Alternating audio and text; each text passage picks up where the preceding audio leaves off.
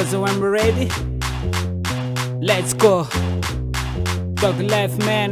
Tiro yazite. Frankie Ryan. Apetsako mboyara, de resiko miflange fanaty banko dredy opération menge velomoko mivaika fefa miandry tira yazete satria io nikagolona sary zeo mipistole tsika tsy mitsitry fampiasaina aloha de maty tsy mirarazy prahanenjika afapodiko mataty miala maina tolo zay mikasa hoe anaraka vo mandingan'eo de raha no miraraka tsisitsisy metsika fambany kosevo zay koziko aranona sofatry tradrano miala maina fliky meko ny azafady tsy aresanala fa za tompony yade ilozako mipidra maohatra ny fandrina miala miasa fa ny atoandro fatorina mamainy tanàna zay tsy azo sangisangina ratsy te io dambaty de mivava aleo mangina Dog life, yeah. Dog life, yeah. Dog life man. Because one for making a kill in his night. Dog life. Dog life, yeah. Dog life man.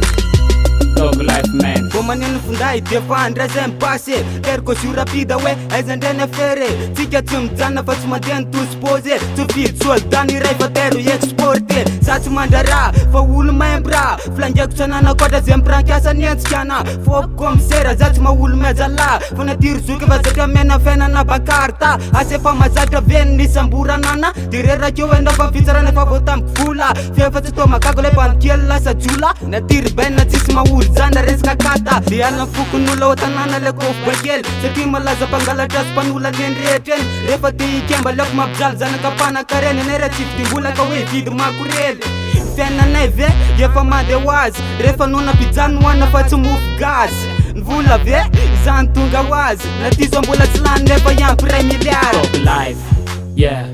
Dog life, yeah. Dog life man. Because one for making a kill in his night. Dog life. Dog life, yeah. Dog life man. yeah.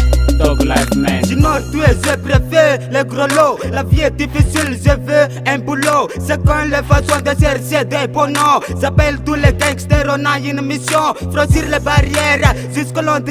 Les flics en arrière vont le crever. Les sons sont à bois, je veux tuer cette terre. Arrête de me suivre, sinon ma flingue va le faire. I'm going outside for spending no gang.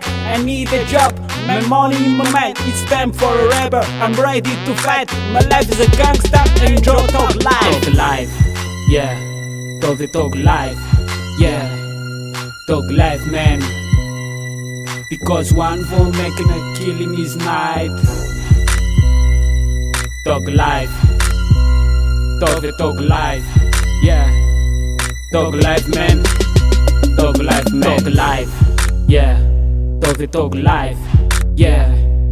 Dog life man. Because one for making a kill in his night. Dog life. Dog life, yeah. Dog life man. Dog life man.